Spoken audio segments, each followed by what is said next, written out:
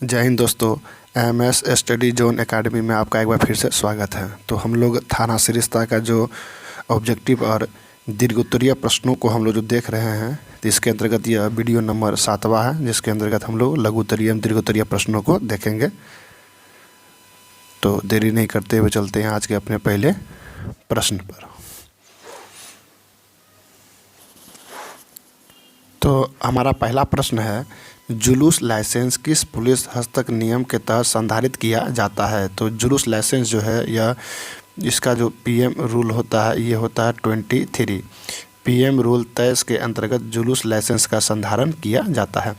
अगला प्रश्न है, जुलूस लाइसेंस किस पुलिस एक्ट की किस धारा से संबंधित है। तो ये जो पुलिस एक्ट है, ये पुलिस एक्ट की जो धारा है वो धारा 30 से संबंधित है। 30 में जुलूस लाइसेंस के विषय में बताया गया है। अगला है, जुलूस लाइसेंस संबंधित निम्न में से कौन सी पंजी नहीं है। तो जुलूस लाइसेंस से संबंधित जो पंजी नहीं है वो है आपका आरोप पत्र अर्थात चार्जशीट आपका समझ नहीं, क्योंकि जुलूस लाइसेंस आप किसी को देते हैं तो उसका स्टेशन डायरी तो हर चीज़ का होता है।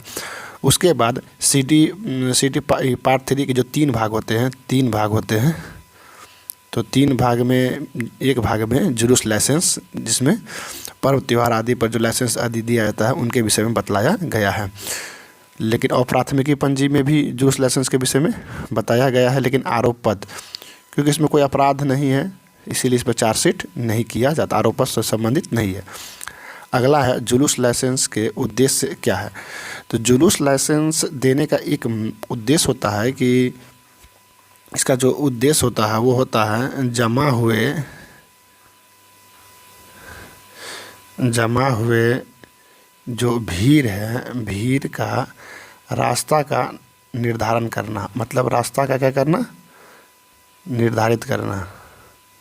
रास्ता निर्धारित करने से क्या होगा कि एक पार्टिकुलर रास्ते से होकर जाएगा तो किसी तरह की भगदड़ नहीं मचेगी, किसी तरह का कोई अपराध नहीं होगा। तो जुलूस लाइसेंस देने का उद्देश्य यही होता है। जुलूस लाइसेंस किसके द्वारा निर्गत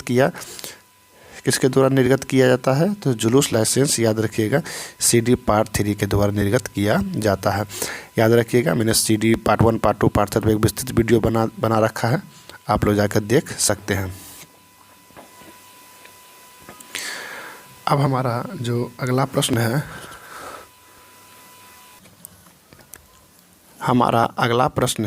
कि डकैती पंजी क्या है।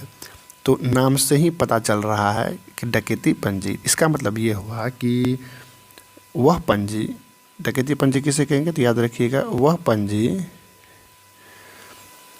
जिसमें थाने में प्रतिवेदित, मतलब जो भी कांड दर्ज हुए हैं उसी को बोलते हैं प्रतिवेदित डकैती के सभी कांडों का पूर्ण विवरण रहता है। याद रखिएगा, पूर्ण विवरण रहता है। तो यही है हमारा डकैती पंजी।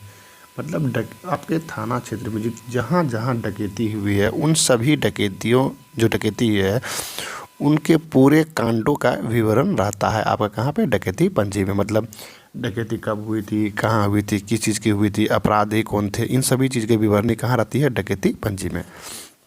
अगला है, डकैती पंजी पुलिस हस्तक के किस नियम के आलोक में संधारित की जाती है। तो याद रखिएगा, इसका जो पीएम रूल नंबर होता है डकैती पंजी का वो होता है 882। फिर वही आपसे अगर ये पूछा जाए कि लूट पंजी का कितना में होता है, तो याद रखिएगा लूट पंजी का जो पीएम रूल होता है वो होता है 882 का अ। ये दोनों में अंतर आप लोग समझिएगा। अगला है कि डकैती पंजी का संधारण कहाँ किया जाता है। तो याद रखिएगा, डकैती पंजी का जो संधारण किया जाता है ये तो आपका थाना में रहेगा ही, और दूसरा होता है जिला अपराध शाखा। कहाँ रहता है आपका, जिला अपराध शाखा, मतलब इसी को बोलते हैं DCB शाखा, डिस्ट्रिक्ट क्राइम ब्रांच में संधारण किया जाता है डकैती पंजी का। क्योंकि एक बहुत ही महत्वपूर्ण घटना हो जाती है डकैती, तो इनका संधारण थाना में तो आपका होगा ही, क्योंकि हर केस का जो संधारण होता है वो थाना में तो होता ही है। उसके बाद ये कहाँ रहता है, तो जो SP साहब होते हैं उनकी जो एक शाखा होती है, जिला अपराध शाखा, वहाँ पर भी इस पंजी का संधारण किया जाता है, ताकि और वहाँ से ही रिपोर्ट निकाला जाता है कि वर्ष भर में कहाँ कितने डकैती हुई है, क्या हुई है, नहीं हुई है। अगला है हमारा कि डकैती पंजी किन किन पंजियों से संबंधित है, जिसमें डकैती से संबंधित विवरण दर्ज किए जाते हैं। तो डकैती पंजी संबंधित जो विवरण है वो है आपका CD क्राइम इंडेक्स, मतलब अपराध निर्देशिका होती है। उसके बाद आपका CD स्लिप होता है, CD स्लिप हो जाता है। उसके बाद AI अल्फ़ाबेटिकल इंडेक्स हो जाता है। उसके बाद आपको MO इंडेक्स हो जाता है। ये सब पर मैंने विस्तृत वीडियो बना रखा है, आप लोग जाकर प्ले लिस्ट में जाकर देख सकते हैं। उसके बाद एक होता है गिरोह पंजी। तो गिरोह पंजी में भी क्या होती है, डकैती पंजी का जो विवरणी होती है वो लिखी हुई रहती है। तो इन सब चीज़ों से क्या होता है, डकैती पंजी से संबंधित पंजी है। अगला है डकैती पंजी का प्रयोग किया जाता है। तो डकैती पंजी का जो प्रयोग किया जाता है वो किस लिए किया जाता है, तो डकैती पंजी का प्रयोग इसलिए किया जाता है कि डकैती में जो कार्यशैली किस प्रकार से उन्होंने डकैती किया है, कौन से तरीके उन्होंने अपनाए हैं, इन चीज़ों का पता करने के लिए ही डकैती पंजी का संधारण किया जाता है। अगला है डकैती रजिस्टर किस पुलिस हस्तक नियम के तहत संधारित किया जाता है। तो मैंने अभी ही बताया था कि डकैती पंजी का जो संधारण होता है वो होता है PM रूल नंबर 882 के अंतर्गत। अगला है डकैती रजिस्टर थाने के अन्य कौन कौन पंजियों से संबंधित है। तो मैंने अभी ही बताया था कि अपराध निर्देशिका संबंधित है, CD स्लिप संबंधित है, अल्फ़ाबेटिकल इंडेक्स संबंधित है, MO इंडेक्स संबंधित है। इसका जो आंसर होगा वो होगा अंग, अर्थात उपरोक्त सभी। अगला है डकैती स्लिप में क्या घटना स्थल का विवरण दिया जाता है, हाँ या नहीं। तो याद रखिएगा कि डकैती जो स्लिप होती है उसमें घटना स्थल का विवरण लिखा जाता है, जिसका आंसर होगा हाँ। हमारा अगला प्रश्न है अपराध निर्देशिका भाग 3 मतलब CD पार्ट 3 का संधारण किस पुलिस हस्तक नियम के तहत किया जाता है। इसका जो PM रूल नंबर होता है वो होता है हमारा 366। विस्तृत वीडियो मैंने बना रखा है, आप लोग जाके वहाँ देख लीजिए। अगला प्रश्न है अपराध निर्देशिका भाग 3 मतलब CD पार्ट 3 किस पुलिस हस्तक प्रपत्र के तहत संधारित किया जाता है, अर्थात PM फॉर्म नंबर यहाँ पर पूछा जाता है। तो इसका जो PM फॉर्म नंबर होता है वो होता है 75। PM rule number 366, PM form number 75। अपराध निर्देशिका कितने भागों में विभक्त होती है। तो अपराध निर्देशिका जो होती है वो आपका इनमें से कोई नहीं होगा, क्योंकि अपराध निर्देशिका पूरे 3 भागों में संधारित होती है।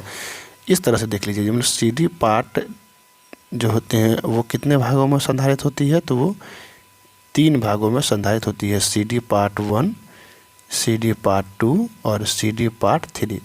फिर आपसे पूछा जाएगा CD पार्ट 1 कितने भागों में संधारित होती है, तो 1 भागों में। और CD पार्ट 2 कितने भागों में संधारण होती है, तो ये 2 पार्टों में है। एक है तो 1 में, 2 है तो 2 में, और CD पार्ट 3 पूछेगा कितने भागों में, तो 3 भागों में। तो बड़ा आसान है इसे याद रखना। तो पूछा CD पार्ट 2 कुल कितने भाग हैं, तो कुल 3 भाग हैं। CD part 1, CD part 2, CD part 3। CD part 1 कितने भागों में है, तो 1 भागों में। CD पार्ट 2 कितने भागों में है, तो 2 भागों में। CD पार्ट 3 कितने भागों में, तो 3 भागों में संधारित है। तो इसका जो आंसर होगा वो होगा अंग, मतलब अर्थात सही आंसर क्या होगा, 3 भागों में। अगला है अपराध निर्देशिका अन्य किन 2 रजिस्टर से संबंधित है। तो अपराध निर्देशिका जो है वो आपका किन से संबंधित है, तो ये जो होगा आपका CD पार्ट 2 और नॉन FIR से। ये अपराध निर्देशिका CD पार्ट 2 का भाग है ही, अपराध निर्देशिका में CD पार्ट 2 तो है ही, देख रहे हैं। और यह क्या होता है, नॉन FIR पंजी से संधारित है। अगला हमारा प्रश्न है कि अपराध निर्देशिका का लेखन किस पदाधिकारी द्वारा किया जाता है। मतलब CD पार्ट का जो निर्धारण किया जाता है वो किसके द्वारा किया जाता है, तो याद रखिएगा हमेशा थाना प्रभारी के द्वारा ही संधारण किया जाता है, SHO के द्वारा। थाना प्रभारी ही CD पार्ट अपराध निर्देशिका का संधारण करते हैं।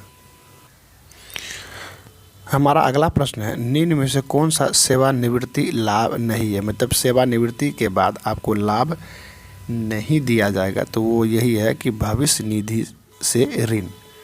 आप जब सेवानिवृत्त हो जाते हैं तो आपको पेंशन मिलती है, ग्रेच्युटी मिलती है, उपार्जित अवकाश का भुगतान जो आपका EL रहता है, जितना EL आपका जमा होता है, इनका रुपया सब मिल जाता है आपको, लेकिन भविष्य निधि से आप ऋण प्राप्त नहीं कर सकते हैं।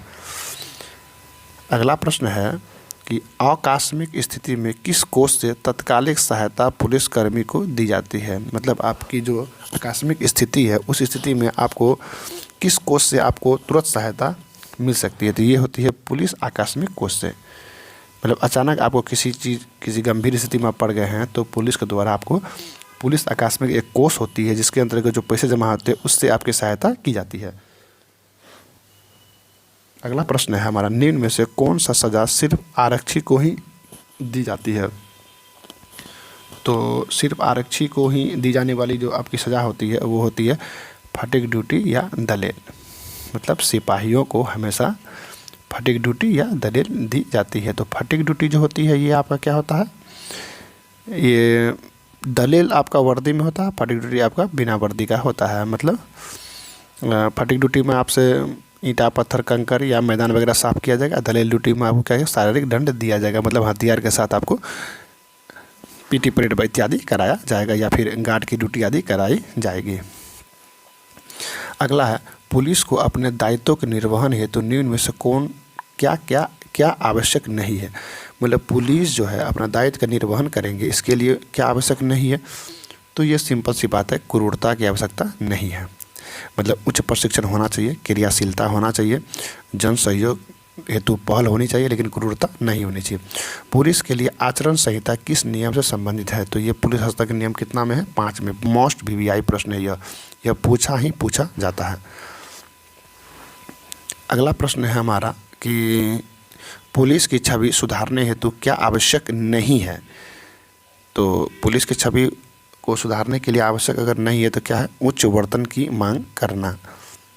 मतलब अधिक से अधिक वेतन वगैरह इत्यादि की मांग करना, ये गलत है। सक्रियता आपकी होनी चाहिए किसी भी कांड आदि में, जनता के साथ आपका अच्छा व्यवहार होना चाहिए, अनुशासित होना चाहिए, तो यही आंसर आपका होगा जो उच्च वेतन की मांग करना।